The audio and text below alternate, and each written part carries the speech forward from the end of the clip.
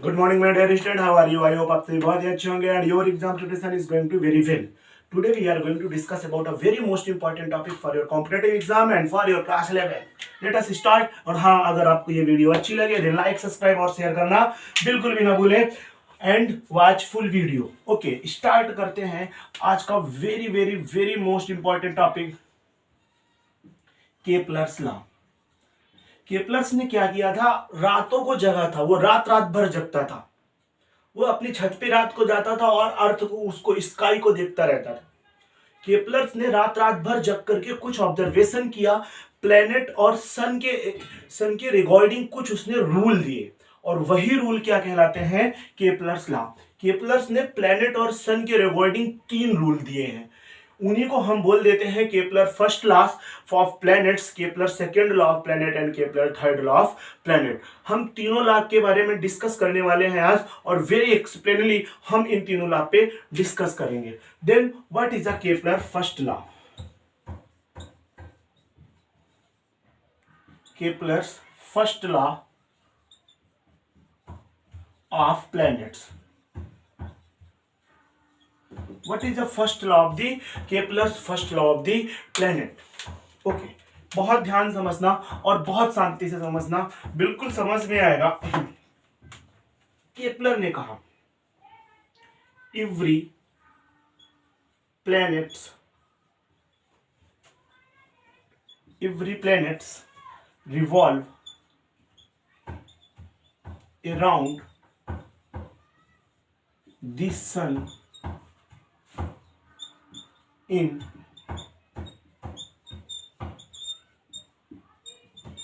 elliptical orbit. That is a point, समझना। Every planet revolve around the sun in elliptical orbit। इसके बाद इसने और दिया, and sun is at one focus। पहले ध्यान से समझ लेना, पूरी बात सुन लेना, उसके बाद आपको क्लियर समझ में आएगा। Sun elliptical orbit and sun is at one focus of ellipse. अब क्या, that is a first law. Every planet revolve around the sun, every planet revolve around the sun in elliptical orbit and sun is at one focus of ellipse. अभी तक आप क्या पढ़ते थे कि जो प्लेनेट है सन के अराउंड ओवल में चलते हैं, तो भाई अब उसे ओवल कहना बंद करो, कुछ ओवल वगैरह नहीं होता है। Every planet revolve around the sun in elliptical orbit. Elliptical orbit, elliptical क्या है हम पढ़ेंगे इसे, इलिप्टिकल ऑर्बिट। अब प्लेनेट सन के अराउंड कोई सर्कुलर मोशन नहीं कर रहा है, अब प्लेनेट सन के अराउंड कुछ भी नहीं कर रहा है। अब आपको ये वर्ड याद रखना है, that is called a elliptical orbit. Planet sun के अराउंड एक इलिप्टिकल ऑर्बिट में मूव करता है, और मैं बता दूं इलिप्टिकल ऑर्बिट यानी कि इलिप्स की एक ऑर्बिट। इलिप्स एक शेप है, मैं बताने वाला हूं, इलिप्स एक शेप है जिसके पास 2 फोकस होते हैं। इलिप्स एक शेप है जिसके पास 2 फोकस होते हैं, and sun is at one focus of ellipse, और जो सन है उस इलिप्स के किसी एक फोकस पे है। अब इसे थोड़ा सा डिटेल में देखते हैं, ध्यान से समझना बहुत ध्यान से। ये कुछ इलिप्स की साइज होती है। इलिप्स बनता कैसे मैं आपको बताऊं, अब आप देखना, मैं फिर से बनाता हूं इसे। जो इलिप्स है कुछ इस तरीके से बनता है, ओवल के शेप का होता है, अंडाकार होता है, ओवल के शेप का होता है। एक्चुअली जो इलिप्स बनता है ना, 2 सेमी सर्किल को मिलाने से बनता है। एक सर्किल ये इधर, एक सर्किल ये इधर, 2 सेमी सर्किल को जब आप मिला दोगे तो आपका क्या बन जाता है, इलिप्स बन जाता है। ओके, अब आपने 2 सेमी सर्किल को मिला के बना दिया है इलिप्स, और इलिप्स कुछ ओवल के साइज का होता है, कुछ इस तरीके से होता है। अब 2 सेमी सर्किल से बना है, तो इस सेमी सर्किल का भी एक अपना सेंटर होगा, और इस सेमी सर्किल का भी एक अपना सेंटर होगा। इतना तो आपको पता है कि 2 सेमी सर्किल से मिलकर के बना है। अब मैंने बताया इलिप्स जो बनता है 2 सेमी सर्किल्स को मिला के बनता है, तो इसके 2 सेंटर होते हैं। वही कह रहा है केपलर भाई साहब, वही बोल रहे हैं कि every planet revolve around the sun in elliptical orbit. ये कोई प्लेनेट है, ये कोई प्लेनेट है, ये प्लेनेट इलिप्टिकल ऑर्बिट पे अराउंड करेगा, इलिप्टिकल ऑर्बिट पे सन के अराउंड मोशन करेगा, और सन चाहे इस फोकस में रख दो, ये फोकस फर्स्ट है और ये फोकस सेकंड है। सन को आप चाहे इस फोकस पे रख दो, सन को आप चाहे इस फोकस पे रख दो। वही उसने कहा है every planet revolve around the sun in elliptical orbit and sun is at one focus of ellipse. Sun जो है, सपोज दैट मैंने सन को F2 पे रख दिया, ये सन है और ये क्या है आपका प्लेनेट है। Now this planet is revolving around the sun, ये क्या है सन और ये क्या है planet. This planet is revolving around the sun is elliptical orbit and sun is at one focus of this ellipse. इस इलिप्स के किसी एक फोकस पर सन होगा।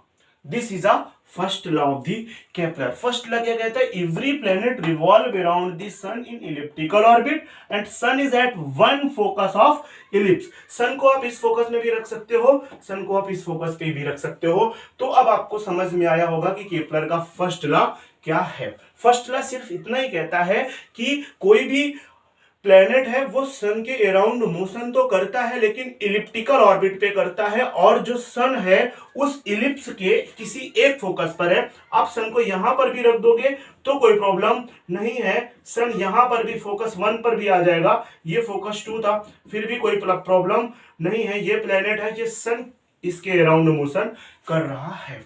अब स्टार्ट करते हैं, थोड़ा सा कुछ इलिप्स के बारे में समझते हैं। इलिप्स क्या होता है, आई होप आपको ये समझ में आ गया होगा कि every planet revolve around the sun in elliptical orbit. कोई भी प्लेनेट है, कितना भी प्लेनेट हो, ये सन के अराउंड इलिप्टिकल ऑर्बिट पर ही मूव करेंगे। कैसे ऑर्बिट पर मूव करेंगे, इलिप्टिकल ऑर्बिट पर ही मूव करेंगे। And sun is at one focus of ellipse, और सन किसी एक फोकस पर होगा। That is a Kepler's first law. Every planet revolve around the sun in elliptical orbit and sun is at one focus। तो अब भूल जाना कि सर्कुलर मोशन पे प्लेनेट मोशन करते हैं, या ओवल वर्ड आपने याद करके रखा हो। अब आपको याद करना पड़ेगा कि every planet revolve around the sun is elliptical orbit and sun is at one focus of ellipse। Okay, अब थोड़ा इलिप्स के बारे में स्टडी करते हैं। मैंने बताया आपको कि ये एक इलिप्स है, ध्यान से समझना, दिस इज अ इलिप्स। ओहो, suppose this is a ellipse, ये क्या है, एक इलिप्स है। ओके, ये एक इलिप्स है।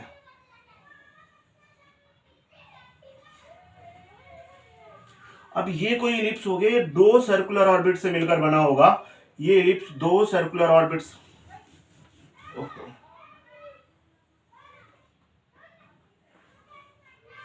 अरे ये क्या हो रहा है, छी छी।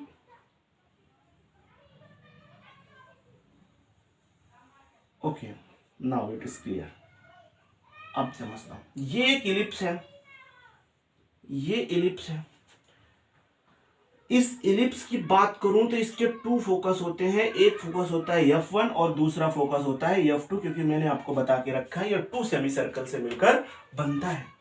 इन दोनों फोकस को जो हॉरिजॉन्टली लाइन मिलाती है, इन दोनों फोकस को जो हॉरिजॉन्टली लाइन मिलाती है, that is called a major axis. थोड़ा सा यहां पर मैथ है, ध्यान देना। That is called a major axis, और यहां पर होता है इसका सेंटर, और इन सेंटर से जो भाई जो मेजर एक्सिस होगी वो F1 F2 और सेंटर से होकर के जाएगी। यहां पर थोड़ा सा मैथमेटिक्स है, आप इसे मैथ में बहुत अच्छे से पढ़ोगे। F1 F2 और सेंटर से होकर जो लाइन जा रही है उसे हमने कह दिया मेजर एक्सिस। और मेजर एक्सिस पर परपेंडिकुलर है, परपेंडिकुलर लाइन जो कि सेंटर से होकर जा रही होगी, that is called a minor axis. अच्छा, एक आपकी कहलाई मेजर एक्सिस और दूसरी आपकी कहलाई माइनर एक्सिस। मेजर एक्सिस की लंबाई को, लेंथ को हम लेते हैं 2a। टोटल कितना लेते हैं, 2a। माइनर एक्सिस की लेंथ को अपन लेते हैं 2b। ओके, अब जो मेजर एक्सिस की लेंथ है वो 2a है। यहां से यहां तक ये a है, और यहां से यहां तक ये क्या होता है, a। यहां से यहां तक suppose that this is a centre C to this, suppose that O, and this is a O dash. CO is called a semi major axis, and suppose that this is Y and it is Y dash, CY is called a semi minor axis. Semi major axis की length कितनी होगी a, और semi minor axis की length कितनी होगी B. अब आपको ये चीजें ध्यान पे रखना होगा। इलिप्स कैसा शेप होता है, एक ओवल शेप होता है जिसके पास दो फोकस होते हैं।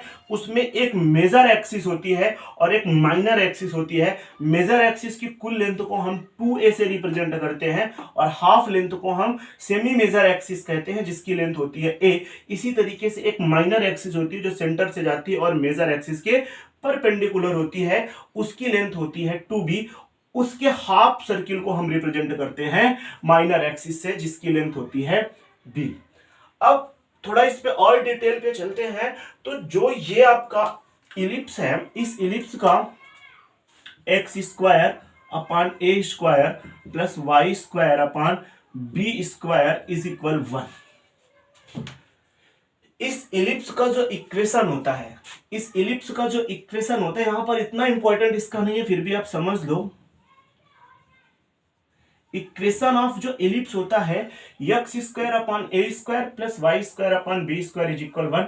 एक्स वाई तो आने हैं, इन्हीं के टर्म पे इक्वेशन बनता है। ए क्या है, सेमी हाफ सर्किल है, सेमी मेजर एक्सिस है, और बी क्या है, बी आपका सेमी माइनर एक्सिस है। ये इक्वेशन होता है। और इस इक्वेशन में एक बात और मैं आपको बताऊं, बी स्क्वायर इज इक्वल होता है A square 1 minus E square. ये बहुत खतरनाक टर्म है। बी स्क्वायर इज इक्वल होता है, इसकी जो वैल्यू होती है, बी स्क्वायर की वैल्यू कितनी होती है, A square 1 minus E square. B square की वैल्यू कितनी होती है, A square 1 minus E square. एक नया टर्म आया है यहां पर ई। अब ई क्या है, जो ई है आपका, ई कहलाता है इसेंट्रिकसिटी।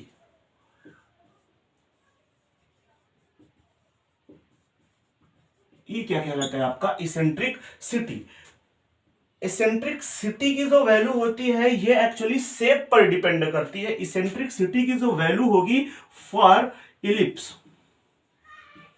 इलिप्स के लिए जो होगी ये 0 से तो बड़ा होगा, पर ये हमेशा 1 से क्या होगा, छोटा होगा। मतलब जो इलिप्स के लिए ई की जो वैल्यू आएगी वो 0.3, 0.2, 0.1, मतलब not be less than 0 and not be greater than 1। ये बहुत इंपॉर्टेंट क्वेश्चन है, very important question for your competitive exam. जो इलिप्स की वैल्यू, जो इसेंट्रिकसिटी, हिंदी में बोलते हैं उत्केंद्रता, इसेंट्रिकसिटी की जो वैल्यू है वो इलिप्स के लिए कितनी होगी, greater to 0 and less to 1, 0.1, 0.2, 0.3। Actually में ये आपको फाइंड करना होता है, ये निकालना होता है। और जो ये फोकस होता है ना, ये जो फोकस होता है और जो ये सेंटर होता है, यहां से यहां तक की डिस्टेंस कितनी होती है, ए ई। ये बात भी आप समझ लेना।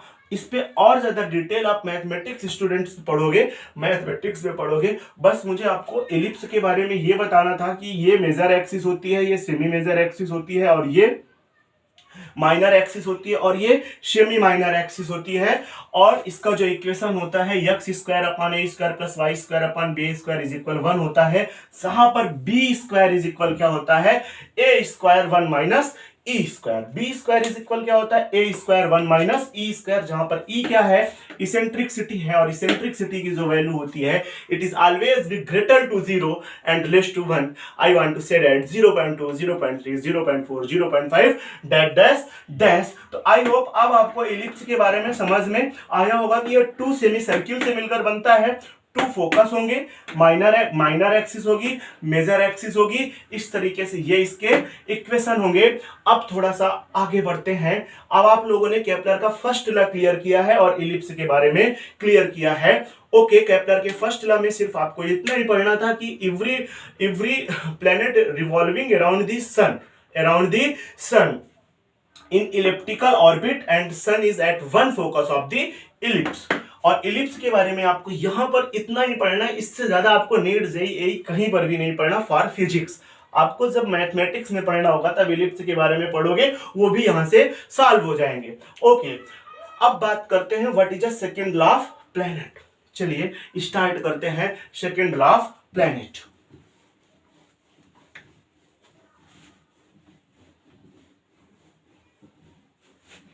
Second law of Kepler, second law of Kepler, या इसी को कह सकते हैं Kepler's second law of planet.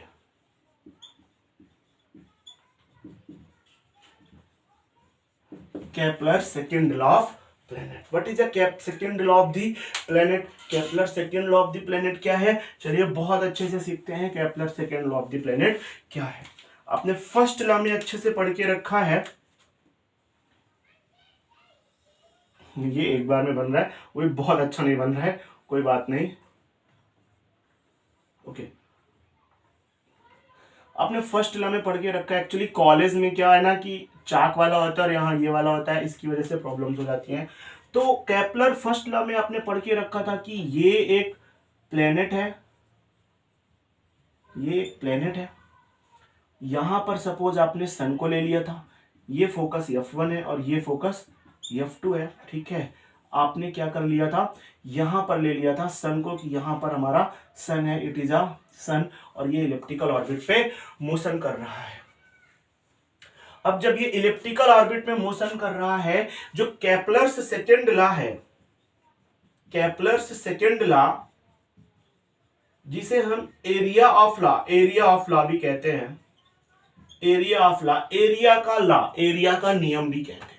It is also called the areal law, इसे हम एरियल लॉ भी कहते हैं।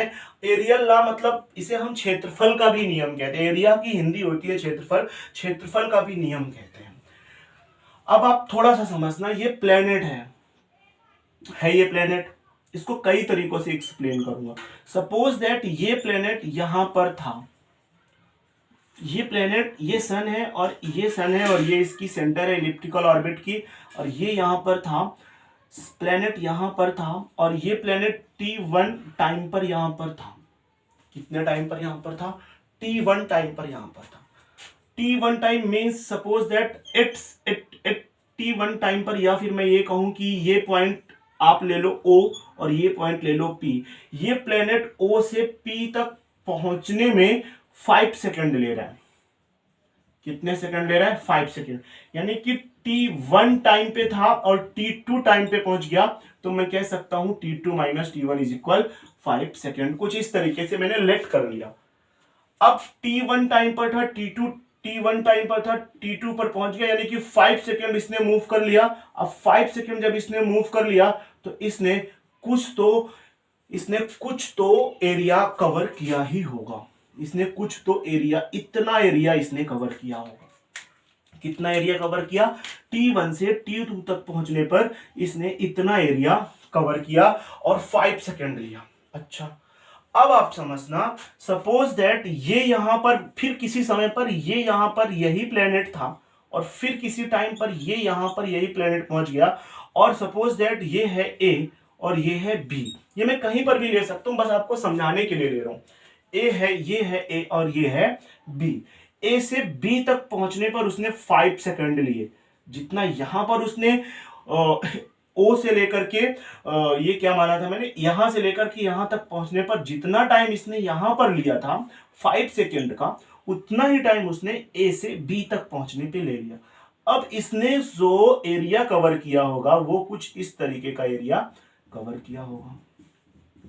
अब उसने ये वाला एरिया कवर कर लिया, means F2 area.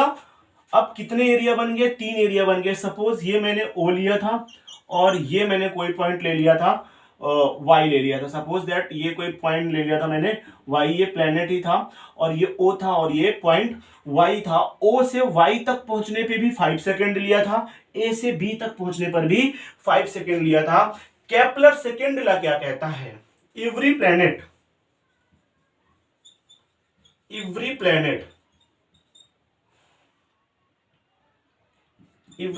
Move equal area. बहुत ही सिंपल लैंग्वेज बता रहा हूं, equal area. Every planet move equal area in equal interval of time.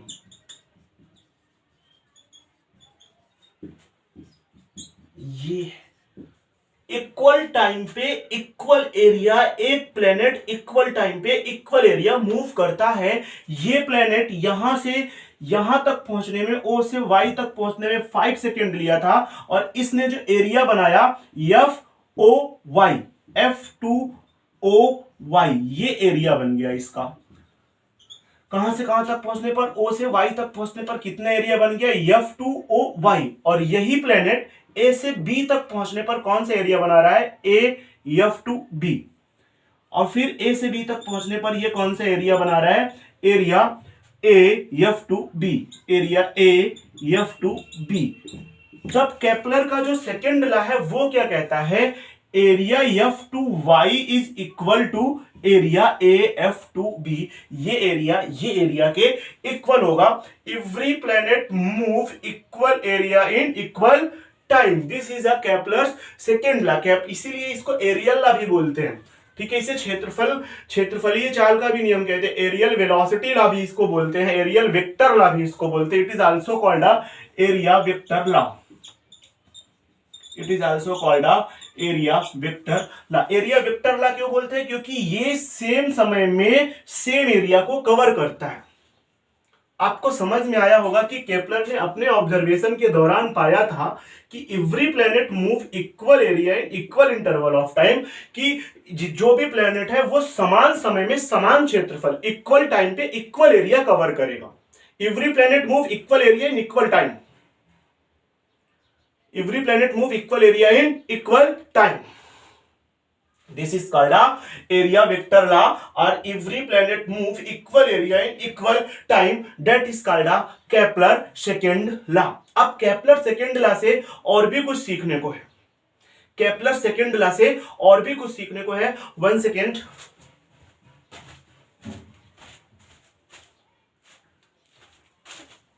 Okay, sorry for disturb. Kepler second law से और भी कुछ सीखने को है। अब क्या सीखने को है केपलर सेकेंड लॉ से, अब आपने ये तो सीख लिया। अब मैं आपको बताऊं, यहां पर 2-3 पॉइंट है। कितने पॉइंट है, 2-3 पॉइंट है। एक पॉइंट ये कि वेलोसिटी क्या यहां पर हर जगह इक्वल होगी? क्या वेलोसिटी हर जगह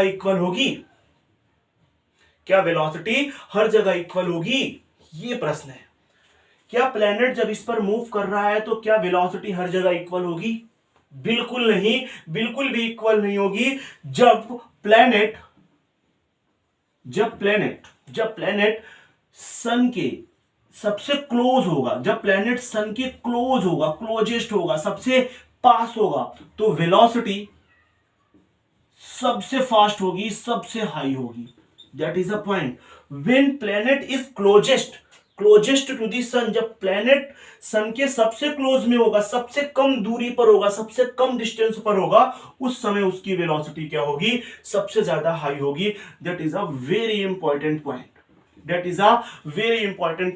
प्लेनेट की वेलोसिटी सबसे ज्यादा कब होगी? प्लेनेट की वेलोसिटी सबसे ज्यादा तब होगी जब प्लेनेट सन के सबसे पास में होगा। जब प्लेनेट सन के सबसे पास में होगा तब प्लेनेट की वेलोसिटी सबसे हाई होती है। और सेकंड पॉइंट है, प्लेनेट की वेलोसिटी सबसे कम कब होगी? प्लेनेट की वेलोसिटी सबसे कम कब होगी? प्लेनेट की जो वेलोसिटी है सबसे कम होगी जब प्लेनेट सन से सबसे फॉरदेस्ट पॉइंट पर होगा। फॉरदेस्ट पॉइंट का मतलब सबसे अवे पॉइंट पर होगा, सबसे दूर पॉइंट पर जब होगा तब प्लेनेट की जो वेलोसिटी होगी वो प्लेनेट की वेलोसिटी क्या कहलाएगी? वो प्लेनेट की वेलोसिटी कहलाएगी सबसे कम। अब प्रश्न ये है कि प्लेनेट सन के पास सबसे कब होगा और प्लेनेट सबसे दूर सन से कब होगा? प्लेनेट जो है, सपोज दैट, अब मैं इसे थोड़ा सा और इस फिगर को चेंज करूं। ओके, चेंज करता हूं। अब आप समझना, this is a elliptical orbit and it is a sun. This is a elliptical orbit and it is a sun. यहां पर सन है और दिस इज अ सेंटर। ये F2 है और ये F1 है। मैंने बता के रखा है आपको, यहां से यहां तक की डिस्टेंस कितनी होगी? AE होगी। याद रखना, जब प्लेनेट इस पॉइंट पर होगा तब जब प्लेनेट इस पॉइंट पर होगा, when planet is on that point, तब वो सन के सबसे नजदीक होगा, सन के सबसे क्लोज होगा। समझ रहे हो? सन के सबसे क्लोज कब होगा? जब इस पॉइंट पर होगा। और प्लेनेट सबसे दूर कब होगा? जब इस पॉइंट पर होगा। प्लेनेट सबसे पास कब होगा सन के? जब इस पॉइंट पर होगा। और प्लेनेट सबसे दूर कब होगा सन के? जब इस पॉइंट पर होगा। प्लेनेट जब सन के सबसे पास होता है तो इस डिस्टेंस को बोलते हैं फेरी जी। इस डिस्टेंस को क्या बोलते हैं? फेरी जी। क्या बोलते हैं इसको? फेरी जी आरा फेरीफियन। इसे कुछ लोग फेरीफियन भी बोलते हैं। फेरीफियन, फेरीफियन। इस डिस्टेंस को बोलते हैं फेरी जी आरा फेरीफियन। आपको लर्न होना चाहिए कि प्लेनेट सबसे पास में जब होता है, प्लेनेट सबसे पास में जब होता है सन के, तो उस डिस्टेंस को बोलते हैं फेरी जी आरा फेरीफियन। फेरी जी आरा फेरीफियन। और प्लेनेट जब सबसे दूर होता है तो इस डिस्टेंस को बोलते हैं ऑफियन। ऑफियन, ऑफियन, सॉरी, AFFIYAN, ऑफियन और ऑफीजी। कुछ लोग इसे ऑफीजी भी बोलते हैं। दो पॉइंट आपको याद रखना है। प्लेनेट जब सबसे पास में होता है तो उसे बोलते हैं पेरिफियन आरा फेरीजी। और प्लेनेट जब सबसे दूर होता है सन के, ये सन है, ये जो सन है हमारा, इस सन से हमारा जो प्लेनेट है वो सबसे दूर इस पॉइंट पर होगा। याद रखना, इलिप्टिकल ऑर्बिट के इस पॉइंट पर सबसे दूर होगा, जिसे हम बोलते हैं ऑफियन आरा ऑफीजी। और प्लेनेट जब सबसे दूर होगा तो इसे हम बोलते हैं पेरिफियन आरा पेरिसी। अब what is a distance, what is a closest distance? Perihelion की जो डिस्टेंस होती है वो क्लोजेस्ट डिस्टेंस कितनी होती है? जो क्लोजेस्ट डिस्टेंस होती है वो होती है AE माइनस ई, सॉरी AE माइनस ए क्या है आपको पता है? ये है ए। क्लोजेस्ट डिस्टेंस क्या होगी? AE क्या है? ए आपको पता है क्या है? ये ए है और यहां से यहां तक ए होता है। कितना होता है? यहां से यहां तक टोटल ए है और ये ए ही है, तो मैं कह सकता हूं ये ए माइनस ए, ये बन जाएगा। R is equal, a common ले लूंगा तो 1 minus e. This is closest distance. It is a very most important question. आपको पता है ए क्या है? आपको पता होना चाहिए जो ए है वो क्या है? सेमी मेजर एक्सिस है। ई क्या है? इसेंट्रिसिटी। मैंने पहले बता के रखा, जो क्लोजेस्ट डिस्टेंस होती है, सबसे पास की जो फेरीफियन होती है या फेरी जी होती है, R is equal A1 minus E. R कितना होता है? R is equal A1 minus E. और जो ऑफियन जी होता है, ये सबसे पास की, सबसे दूर की डिस्टेंस होती है, इसकी वैल्यू होती है R is equal A1 plus ई।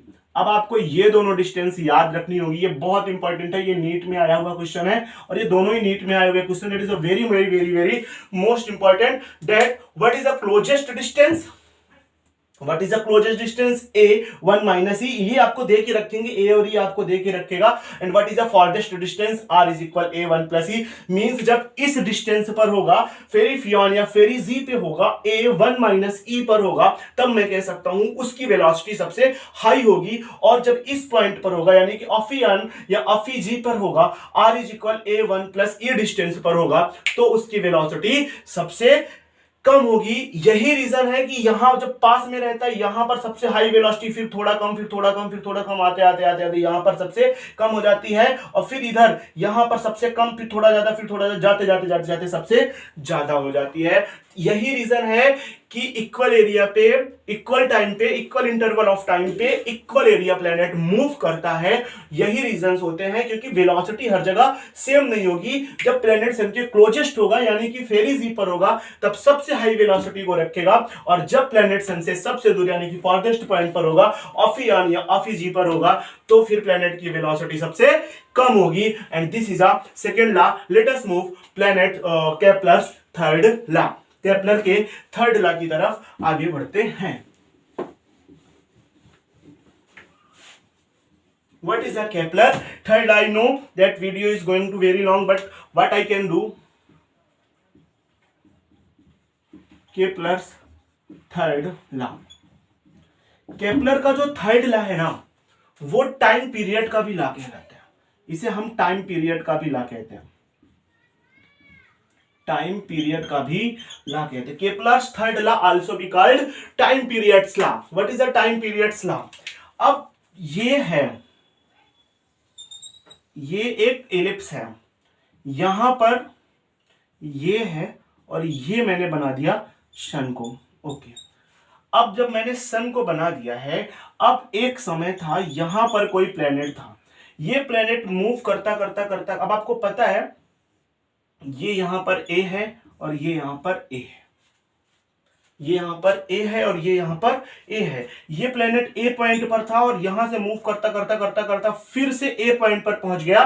तो जो टाइम लगा इसे ए पॉइंट से, इस प्लेनेट को ए पॉइंट से ए पॉइंट तक पहुंचने पर जो टाइम लगा, that time is called a time period. If planet completely move as a one cycle, that is called a time period. तो time period के बारे में बताने की कोई जरूरत नहीं है। Suppose that इस planet A का time period कितना है? T है। तो केपलर ने अपने थर्ड लॉ में कहा the square of the time period, the square of the time period is directly proportional to a cube. A क्या है आपको पता है? The square of the time period is directly proportional to the a cube. a क्या है? Semi major axis. Kepler ने अपने third law में इतना ही बताया, the square of the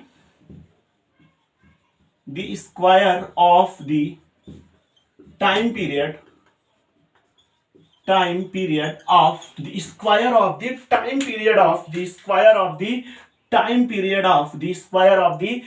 period of planet will directly proportional the cube